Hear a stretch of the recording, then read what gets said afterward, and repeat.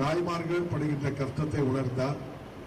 எவ்வாறு உணர்ந்தார் என்றால், விமானத்தில் போவார்கள், ட்ரெயினில் போவாங்க, பைக்கு கார்ல எல்லாம் போவாங்க. அவங்களுக்கு பஸ்ஸுன்னா என்னன்னே தெரியாது.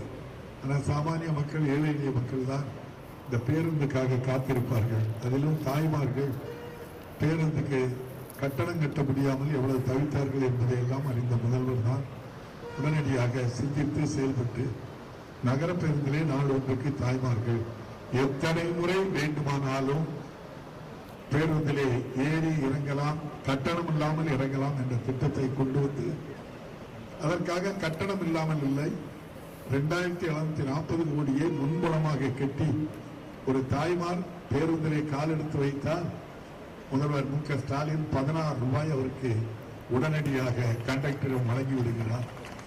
அதுதான் இப்போது ஓட்டுநர் நடத்துனர்கள் மாதம் முடிந்தவுடன் ஊதியம் வாங்கின்ற நிலை இருக்கிறது என்றால், தாய்மார்களுக்கு இந்த திட்டத்தை தந்து அந்த நிதியை கொடுத்து போக்குவரத்து கழக ஊழியர்கள் மகிழ்ச்சியோடு பணியாற்றுகின்றார்கள். அந்த அளவில் மிகச்சிறப்பாக இந்த துறையை கவனித்து வருகின்ற தம்பி நம்முடைய மாண்புமிகு அமைச்சர் அவர்கள், சட்டமன்றத்திலே தம்பி வகாப் அவர்களுக்கும் தெரியும், சட்டமன்றத்திலே பேருந்தை பற்றி ஒரு கேள்வி இருந்தால் துணை கேள்விகள் அத்தனை பேர்களும் கையை வைத்து கேட்பார்கள். குறுகிய காலத்தில் தான் இந்த துறைக்கு வந்த அமைச்சர் கேள்வி திருநெல்வேலியை பற்றியதாக இருக்கும். திருவள்ளூரில் இருந்து சட்டமன்ற உறுப்பினர் பி.ஜி.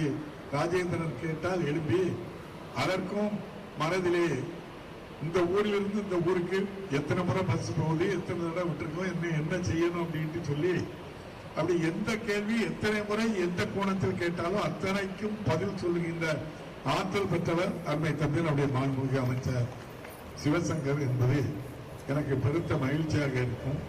விக்கிரவாண்டி தேர்தலை ஒட்டி சட்டமன்றத்திலே ஒரு நிகழ்வு நடைபெற்றது. அந்த சட்டமன்றத்திலே அவர் ஆற்றிய உரை, போக்குவரத்து துறைக்கு அவர் மானிய கோரிக்கையிலே பதில் சொல்வதை விட அதிலே ஒரு உண்மை சம்பவங்களை சொன்னார். அவ்வளவுதான். விக்கிரவாண்டியே அவர் பேச்சை தான் நாடு முழுவதும் அங்கே கொண்டு சென்று சேர்த்தார்கள், தொகுதி முழுவதும். அந்த அளவுக்கு சிந்தித்து சிறப்பாக செயல்படுகின்ற ஆற்றல் பெற்றவர். அதுபோல் எந்த ஊருக்கு எப்போது பேருந்து தேவை என்பதை அறிந்து உடனடியாக அந்தந்த ஊர்களுக்கு பேருந்துகளை இயக்குவதில் தேவை அறிந்து தேவையான அளவுக்கு எந்த பேருந்து நிலையத்துக்கு சென்றாலும் நீண்ட நேரமாக பேருந்து வரவில்லை என்ற ஒரு நிலை இல்லாத நிலையை மாற்றியிருக்கின்றார். ஆகவே மீண்டும் ஒரு முறை திருநெல்வேலி மக்கள் சார்பாக உங்களுக்கு நான் நெஞ்சார்ந்த மனமார்ந்த நன்றியை அன்போடு தெரிவித்துக் கொள்கின்றேன்.